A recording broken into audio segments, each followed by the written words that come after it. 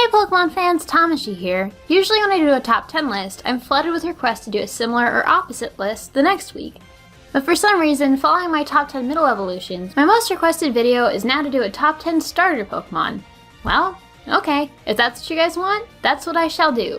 And today, I'm going to talk to you about my top favorite starter Pokemon. But listing them in a top 10 doesn't sound like the most fun to me. After all, with there only being 3 per generation, and each being either water, fire, or grass, the list can get pretty repetitive if I end up liking mostly water-type Pokemon, for example, or all Pokemon from the same generation. So instead of doing it that way, I'm going to be ranking all the starter Pokemon by generation, as well as explaining my favorite of each gen. For the most part, my picks today are going to be based primarily on design and what I've enjoyed raising in the past, and not influenced by stats or things like that so much. With that out of the way, let's get started with my top starter Pokemon by generation. Surprise to no one, coming in at number 6 are the Sinnoh starters. It's no secret that Gen 4 is my least favorite generation, and while you might think that might influence my decision, in reality, the starter Pokemon were actually a contributing factor to me not liking Sinnoh very much, and not the other way around. The starters this gen were just kind of unappealing, unattractive, and not very fun to use, at least in my opinion, and they didn't really make me feel excited about starting out my journey in Sinnoh. When I first saw the trio, I liked Piplup the best, and the same is true now too, but at the time I couldn't stand Prinplup or Empoleon.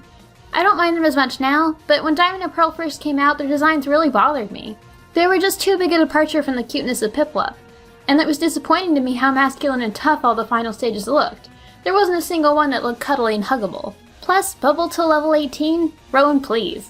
My second choice at the time was Chimchar, but these days I actually feel like it's the worst looking of the 3 in all of its evolutionary stages, even if it is one of the better starters in battle. Following directly after Blaziken, it just felt lazy to copy-paste the same typing, since at that point, firefighting wasn't an established trend. And I also didn't like that if you didn't pick Chimchar, you were basically stuck with Ponyta as your only other option for a fire type in Sinnoh. Back then, I considered Turtwig the ugliest by far of the 3, and just never even considered using it, though these days I mind it less than Chimchar at least.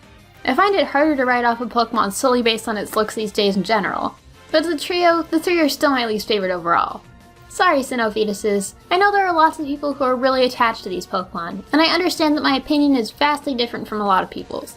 I just don't really like any of the Sinnoh starters. Sorry. Coming in at number 5 are the Kalos starters. These guys I don't outright dislike, they're just not a trio I fully got behind. I like the theme of their designs as a group. One is a ninja, one is a wizard, and one is a Templar. I think it's pretty cool that they all came from different types of combat commonly found in RPGs. The Sin, the Sork, and the Tank. I also like that they kind of took risks with their designs, and no matter how much we tried to predict what the final stages would look like, nobody saw Delphox or Chestnut or even Greninja coming. They're definitely a unique set that pushed the envelope. Game Freak could have gone with something safe and marketable, and instead they went all out, and I applaud that. But at the same time with these risks comes the chance that you might alienate some people, and unfortunately aside from the Froakie line, there's somewhere in each of their evolutionary lines that their designs just lose me.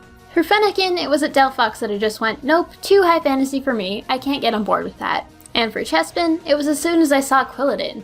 Don't get me wrong, Quilladin would make an awesome Pokemon on its own, but I was so sure Chespin was going to be the coolest one, and I was disappointed that it became something so goofy instead. As for stages, all 3 are very appealing, so at least they win points in the cute department. And Greninja remains one of my favorite fully evolved starters of all time. But all in all, the Kalos starters were a bold set that wound up being a bit of a mixed bag.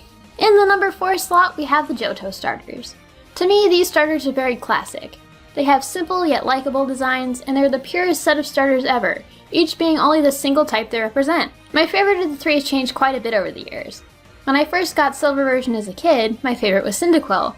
Then when I replayed the games in my teenage years, I preferred Totodile.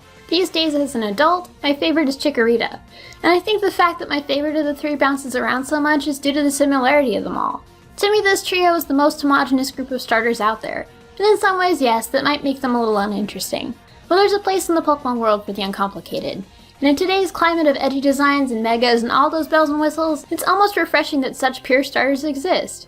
And ultimately, the blandness that some might say makes them boring is actually the thing that makes them stand out the most. My third most favorite set of starters are the Unova starters.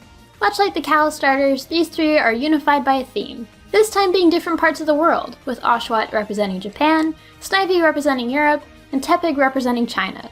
And also much like the Kalos starters, these 3 vary in my estimation. Really they only rank so high because of Oshawott, which is my all-time favorite starter. It's just so cute I have a hard time evolving it at all.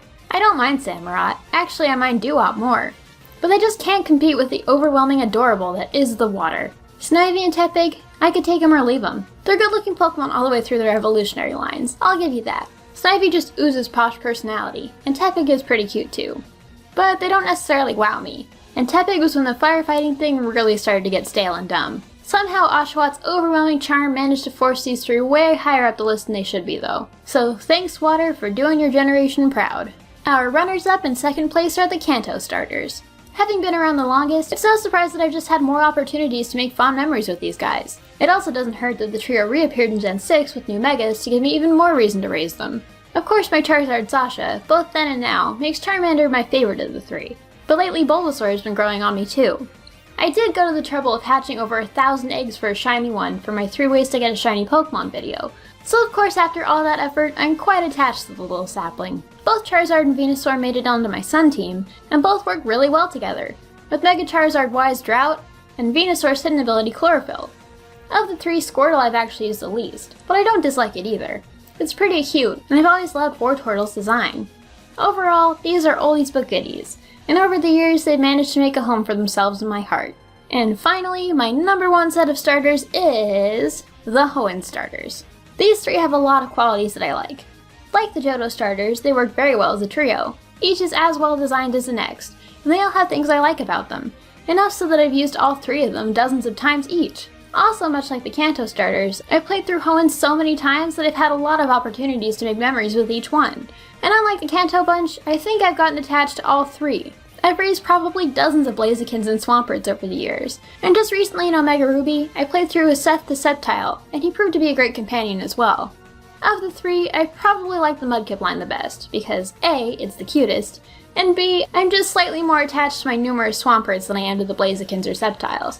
And Mega Swampert is just the cuddliest macho looking thing in existence. Its big beefy arms and upper body are perfect for bear hugs. And for smashing things. So there you have it, my top starter Pokemon by generation. Let me know what your favorite starters are in the comments below, and if you want to see my last top 10 list, you can click right here. If you want to see the Pokemon theme song challenge I did earlier this week, you can click right here. And as always, don't forget to click here to subscribe for more Pokemon videos every week. See ya!